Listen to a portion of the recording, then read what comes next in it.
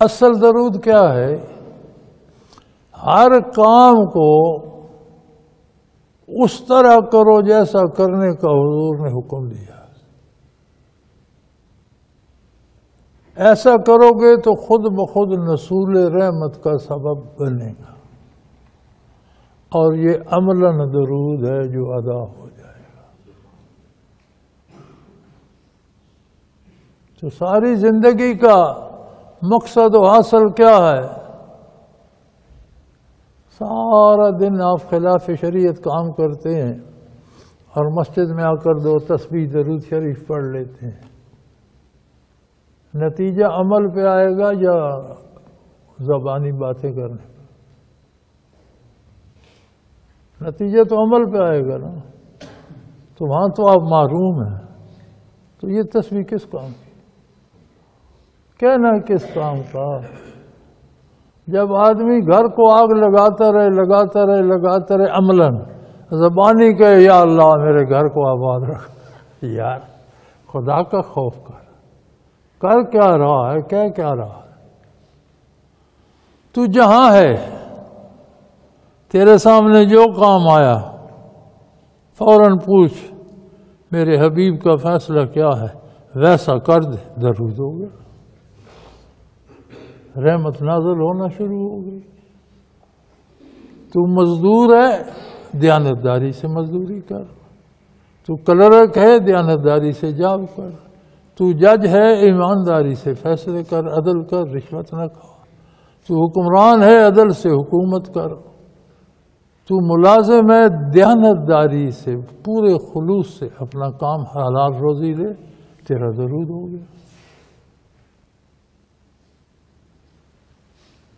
تو وقت ہے عملاً درود شریف پڑھنے کا. زبانی تو بہت ہو چکا، اب عملاً درود پڑھنا ہے ہمیں. ڈھیر لگے پڑے تھے زخمیوں کے، بہت بڑا غزوہ تھا، بہت بڑی جنگ ہوئی.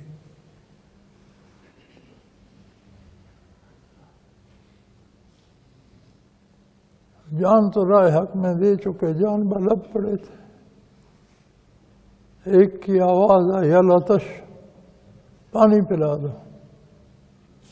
بندہ پانی لے کر اس کے پاس پہنچا. دوسرے زخمی کی آواز آئی العطش، اس نے کہا ادھر لے جاؤ. تیسرے کی آواز آئی، دوسرے نے کہا ادھر لے جاؤ. اس کے پاس گئے، شہید ہو چکا تھا. دوسرے کے پاس آیا، شہید ہو چکا تھا. پہلے کے پاس آیا، شہید ہو چکا تھا. یہ درود ہے. رگے جا کٹی ہوئی ہے، پیاس سے سینہ جل رہا ہے. فرمایا میرے حبیب کا حکم ہے دوسرے کو پہلے دو. مزہ آیا نا درود پڑھنے کا. جس میں حضور کی نافرمانی ہو رہی ہے اس کو درود کا نام مت دو. وہ کام آپ مسجد میں کر رہے ہیں یا چوک میں بیٹھ کے کر رہے ہیں، جس میں نبی کریم کی نافرمانی ہے وہ درود نہیں ہے.